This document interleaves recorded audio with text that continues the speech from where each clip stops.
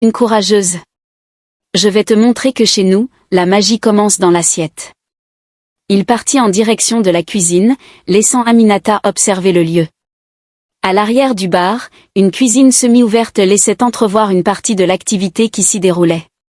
Des marmites gigantesques fumaient sur des feux de charbon, tandis que des cuisiniers s'activaient, découpant, mélangeant, goûtant. La chorégraphie était fascinante. Tout semblait orchestré avec une précision millimétrée, bien que l'endroit déborde d'une énergie chaotique.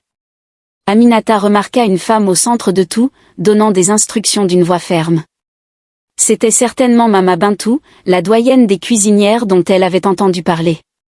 Avec son pagne éclatant et son regard sévère, elle dominait la cuisine comme une chef d'orchestre. « Si ce riz est aussi bon qu'on le dit, » pensa Aminata, c'est sûrement grâce à elle.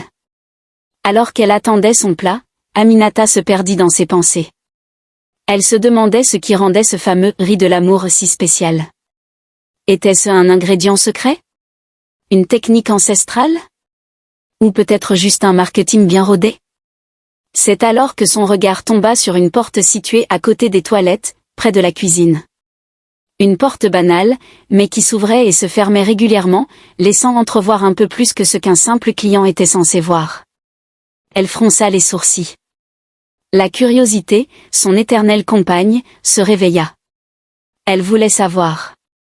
Non pas seulement ce qui se passait derrière cette porte, mais aussi pourquoi chaque fois qu'elle s'ouvrait, elle avait l'impression que quelque chose d'anormal émanait de la cuisine. Ce n'est rien, se dit-elle, peut-être juste mon imagination. Mais plus elle essayait de se convaincre, plus la curiosité devenait insupportable. C'est à ce moment-là qu'elle ressentit le besoin d'aller aux toilettes.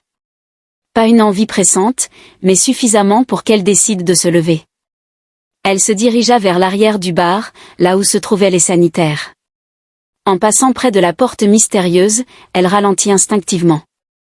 Elle jeta un coup d'œil rapide autour d'elle. Personne ne semblait prêter attention à elle.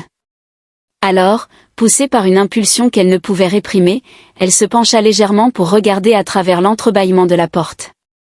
Ce qu'elle vit ne dura qu'une seconde, mais cela suffisait pour planter une graine de malaise dans son esprit.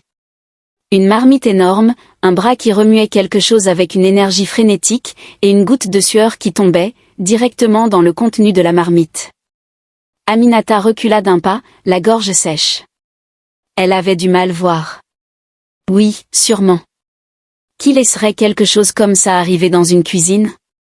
Elle reprit son chemin vers les toilettes, mais dans son esprit, une nouvelle question commençait à se former. Que se passait-il vraiment dans